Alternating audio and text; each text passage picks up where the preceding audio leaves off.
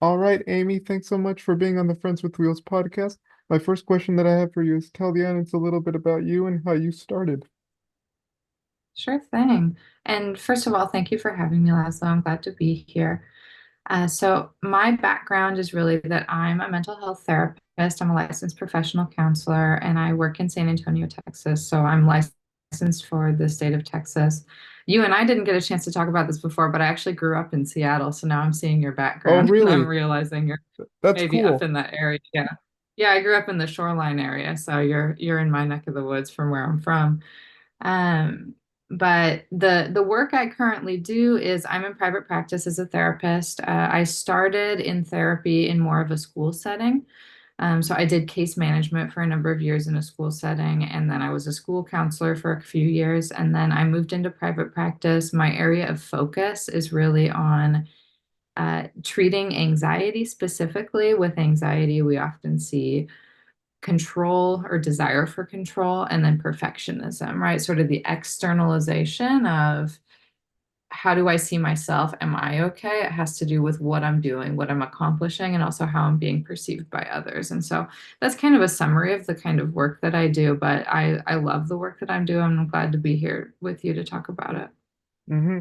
My first question is this: why are people so perfectionist? Well, I think perfectionism it's often encouraged, right? Like I find a lot of the time when I'm with clients and I say, I think you have a perfectionist tendency, then the response I'll get is like, well, that's not a bad thing, right? Like I want to be perfect. I want the work that I do to be perfect. I want the stuff that I'm putting out into the world to be perfect. And I want to be perceived as perfect. And I can see the value in that, right? Or I can understand where that comes from. I think we're trained when we're young to seek excellence, right? Or as close to perfection as possible. Like we want to get A's on our schoolwork. We want to get the good grades. We want to be shown that we're valuable based on what we're doing. And to a point, that's fine and is advantageous in a lot of ways, right? Like if you're getting good grades, then obviously you can go directions with that in your life. So there are definitely benefits. The problem that we see with the perfectionism then is that the sense of self is tied to the external things that you do. And so that can be good, right? You do something well and then it's like, well, I'm good. But the flip side of that is you do something poorly and instead of being able to tell yourself, oh, I made a mistake, it instead becomes I'm bad, right? I've done something wrong and this has something to do with my character. So I think the perfectionism, it comes in part from just sort of the way that we're raised and the way societally we treat success and achievement. But I also think it comes a lot of the time from a source of anxiety that if we feel anxious about what we're doing or what we're not doing, what we don't have control over in our lives, then sometimes it can feel like a band-aid solution for that anxiety of, well, if I can just get it just right, then it's going to feel okay. If I can just get it perfect, then it's going to feel okay. I'm going to be okay. People are going to see that things are okay. And of course, that's a moving target that you never reach because perfection is not something that we ever truly achieve. And so that leads to feelings of inadequacy. Because like at the end of the day, no one is perfect. Like I remember when I was in school, like I didn't get straight A's. I wasn't a straight A student. I got like B's or A minuses, B's, B pluses, C's often. So yeah. Yeah. Yeah, and you're absolutely right. No one is perfect. And it's also possible, very possible, to be a perfectionist and still not be that straight A student. Like I want to make that clear too, that sometimes we see kind of underachievement in perfectionists because there's a feeling of, well, I don't even want to try or put my best effort forward or you try at all because then what if I fail, right? What if I don't do it perfectly and it's not good enough? And so then you wind up with this sort of procrastination of starting because to start means you're not going to do it well enough and you're going to fail at it. And so there's a lot of different ways it can look. Yeah, because I remember in school I wanted to go and take IB classes or honors classes. I don't know if you've had that in school, but like I Yeah. wanted to get into those classes because I wanted to take the next step, take my next step in my education. And but my special education teacher said no, that might be too hard for you. You couldn't handle it. So I really wanted to do it, but at the end of the day, um it didn't really work out. So yeah. What was that experience like for you, kind of having that Well, boundary I place? kind of really wanted to take IB classes because I was felt comfortable with the regular ed classes. I wanted to take it a next step further. So, but Yeah. again, yeah, didn't work out. You had an interest in challenging yourself, but then we're limited, it sounds like circumstantially. And sometimes that can lead us to then reflect on, okay, how do I feel like my best self in the circumstances that are available to me and try not to hold myself to a standard that at this moment is not within my reach or I'm being withheld from that. Yeah, exactly. I don't know if you've had that experience too. Have you Yeah, I had mean, have you had sorry, that go ahead. experience? Yes, I certainly have. It's I think it's human nature for all of us to see, okay, what is the top, right? Whether that's as a student in school looking at IB classes or as a professional looking at your career path or whatever, what are the best of the best doing? And then sometimes it can feel like, well, I want to be at the top. I want to see myself at the top. I want to, and sometimes that comes from this authentic desire to challenge oneself. And I've had that before where I'm like, okay, I want to take the next step because I want to challenge myself and see how I do. But I'll also acknowledge that I have strained myself at times or taken on challenges purely for the optics, right? I think especially when I was younger and I'm coming up and learning my way that there's a desire of, well, if that's the best, then that's where I want to be. And not that just because there's that thought of like that's where I want to be doesn't always mean that that's what is suiting us the best. And especially because a lot of these systems, right? We're talking a lot within the educational system, and I think that's a really good metaphor for a lot of this stuff. But they only value certain things, right? Only certain elements of your personality, your character, your skills are being valued there. And if we kind of look blindly only at that stuff as, okay, how valuable am I? Then we lose sight of this broader understanding of the value you bring to the world and to your own life that might not be within the confines of the way that that particular grading scale is working. Hmm.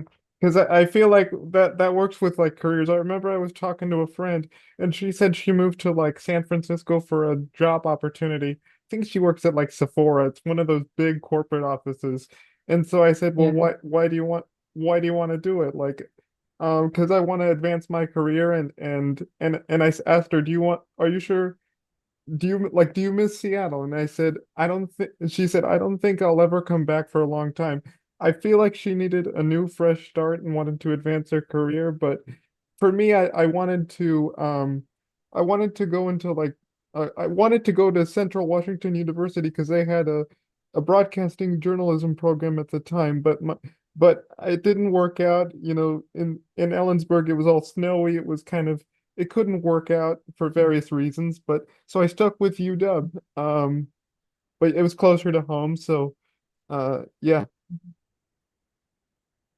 Yeah, the pure the pure on paper information about is this the best, right? However we define the best in a given situation, that's not the complete holistic picture of necessarily what's best for us.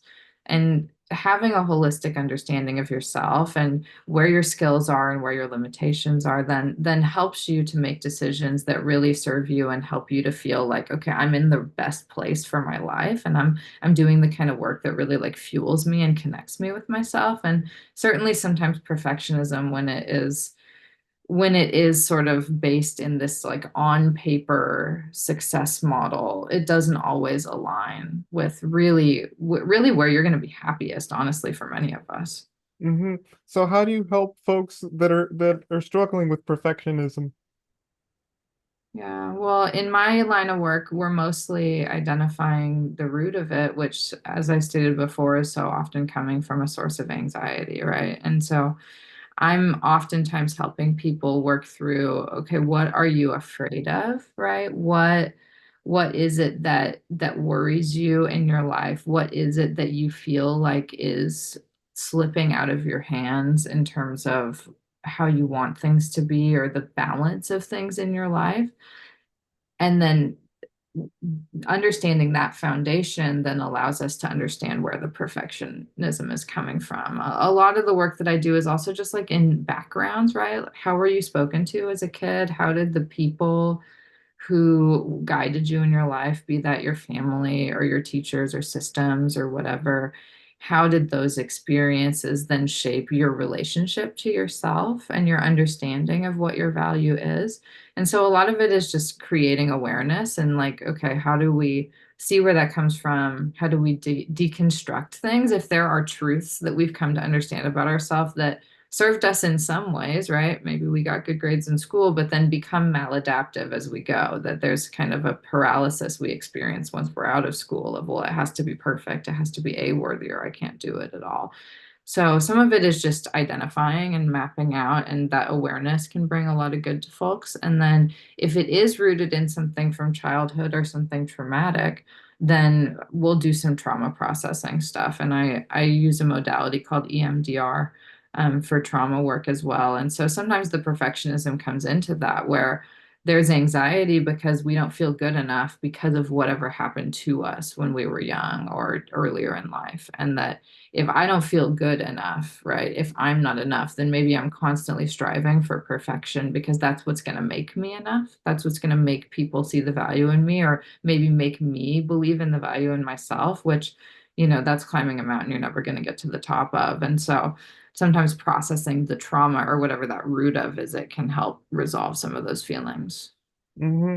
Now that we talked about education and like work opportunities or working up that sort of career goal, how does sort of perfectionism affect relationships, not just with a romantic partner, but with like family members? Mm-hmm. Yeah, in a lot of different ways. I mean, I think a lot of times when we're perfectionists, we hold ourselves to a standard that is different than what we see as reasonable for the people that we love. And so a lot of times what we'll see is like, well, I have to be perfect. I can't get any of this right. But then I'm able to give my child, my partner, my friend, a lot more leniency because I see their humanity in a way I can't see my own. That's very common for people of all backgrounds, that we tend to be hardest on ourselves. And so that can be frustrating for the other person in that relationship sometimes, of like, how can you continue speaking to yourself in this way that's cruel, seeing yourself in this way when I know you're capable of more because you show kindness to me. And so that's certainly one way it can manifest. Also, though, I mean, the way we see it, like in a trauma way with upbringing and with families of origin, is sometimes anxiety, it gets projected, right? If there's a parent who has a high level of anxiety and fear, and children can be very anxiety provoking for many people because it's like, okay, here is this person I love more than anything, and I want them to be okay.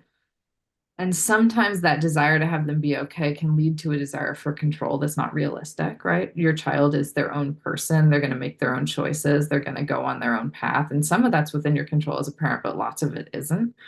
But when that desire for control can become overwhelming, then sometimes we see maladaptive ways of enacting that in terms of creating a lot of limitations, right? Or expecting perfection of our kids because we think if you can be more perfect or you can just do better, then that's what's going to protect you, right? And so sometimes that comes from a fear-based perspective as well. Hmm. And so, like, how do you work with folks like in the relationship, family aspect of things, or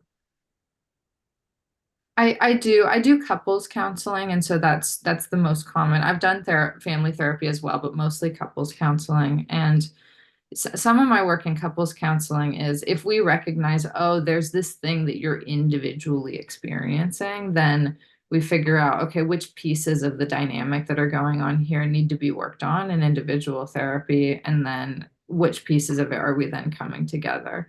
Because it's there's different identity things going on in a relationship, right? You have each individual person, their independent identity, their background, their sense of self individually. And then you come into a relationship and you have your identity as a partner, as a wife, as a husband, as a boyfriend, as any kind of partner. And sometimes we lose track of how do I nourish both of those identities. Um, and so some of it is identifying that. Some of it is talking through with the couple that they understand where some of these impulses come from, right? Because we don't always have the words to explain, like, oh, I do this or I feel this way because this is what has been ingrained in me over the course of my life, because this is what my lived experience has been over time.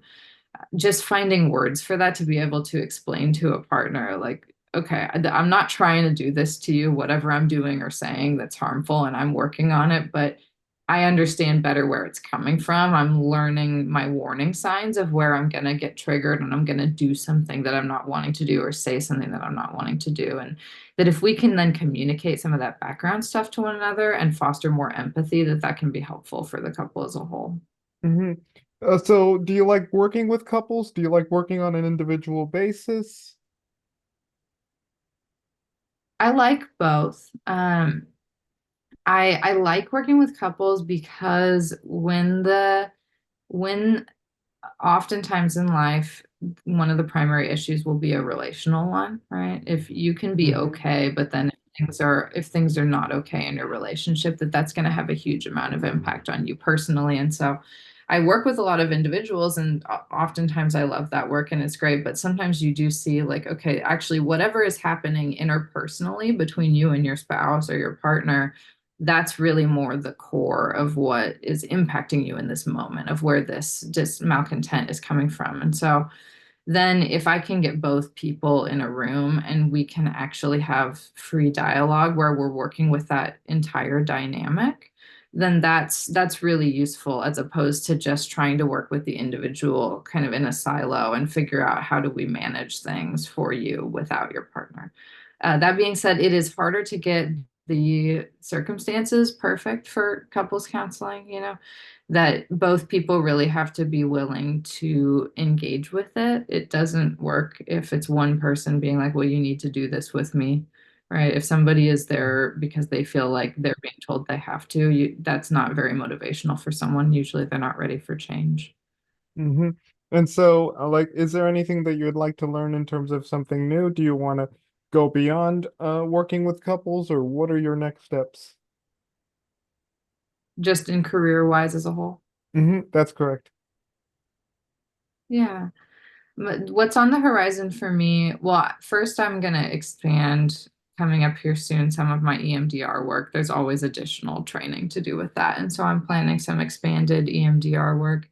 But then the other thing that really is on my mind is wanting to become an LPC supervisor. And so Hmm. that's something I'm going to be working towards fairly soon. And that's really to where I can finish some coursework that will allow me to be a supervisor for people who are in training to become full LPCs, who are LPC associates.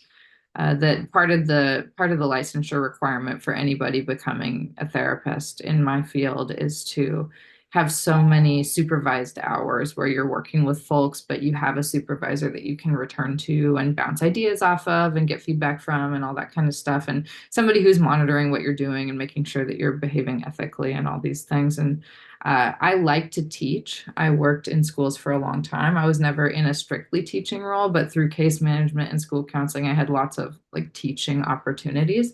And I really liked that work. And I want to bring some element of that teaching into the work that I do currently while still being able to be self-employed and set my schedule in the ways that I want to.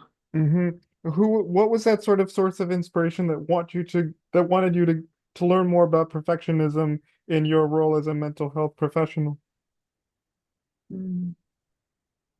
I've been drawn to working with people with anxiety for a while. And I think I learned that just through working with clients and recognizing the kind of client that I jived with the best, right? Who I felt like I spoke to the most, and they seemed to be benefiting from the kind of work I was doing with them. And so some of it was like an organic process of recognizing, okay, this is where my skills lie.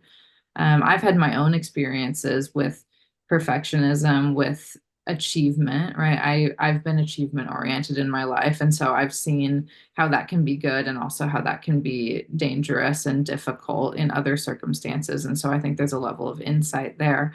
And as I was working with anxious people and recognizing sort of these patterns, then that led me to do further research into, okay, what is the origin, or what are the co-opted symptoms that sometimes come up with this particular brand of anxiety, with this particular kind of analysis paralysis, if you will, that some folks will get in terms of like not being able to take a step forward when there's something big that they really want. And that's how I wound up with perfectionism, really.